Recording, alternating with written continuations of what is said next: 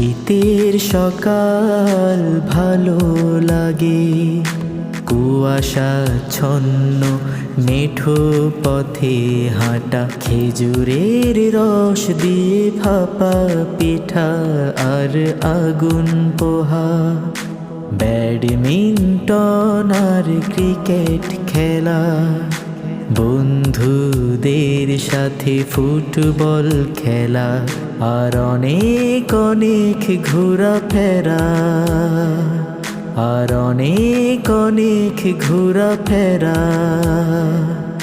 শীতের সকাল ভালো লাগে।